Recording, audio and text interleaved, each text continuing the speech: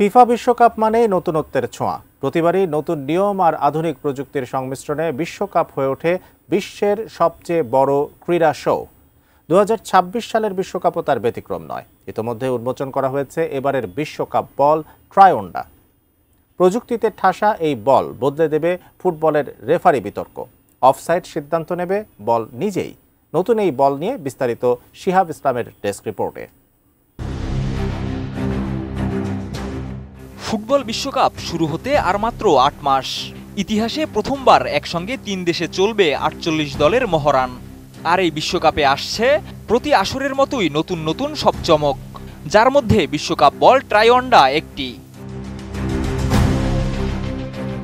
১৯৩৪ বিশ্বকাপ থেকেই প্রতি আসরে নতুন বল উন্মোচন করে আসছে ফিফা, যা সময়ের সাথে সাথে প্রযুক্তি এবং নকশার দিক থেকেও উন্নত হয়েছে। আর ১৯৭০ সাল থেকে বিশ্বকাপের অফিসিয়াল বল সরবরাহ করে আসছে এডিডাস। আর এডিডাসের তৈরি এবারের বলের নাম ট্রায়োন্ডা, যা এসেছে স্প্যানিশ শব্দ থেকে।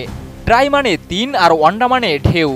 নামেই বোঝা যাচ্ছে এটি স্বাগতিক ৩ দেশের প্রতীক। লাল রঙে কানাডা, নীল রঙে যুক্তরাষ্ট্র আর সবুজে মেক্সিকো। সঙ্গে রয়েছে ম্যাপল পাতা, তারকা আর ঈগলের ছোঁয়া। আর সবকিছুর মাঝে স্বর্ণরঙা একটি লাইন, যেন বিশ্বকাপ ট্রফির ছায়া। স্বাস্থ্যকর অল টাইম ফ্যামিলি কেক, সব সময় all time healthy life.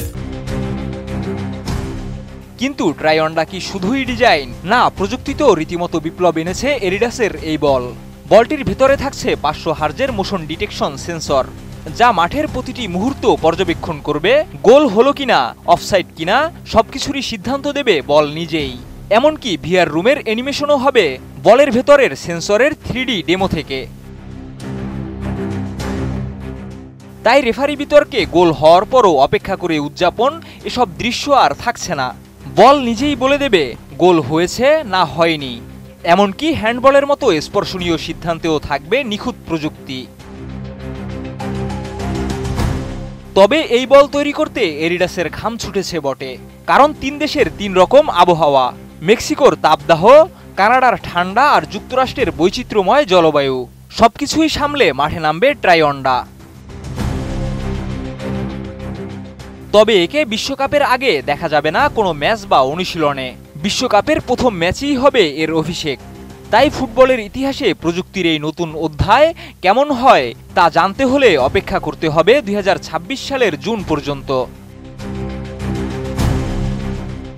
Shihab ইসলাম, এটিএন নিউজ।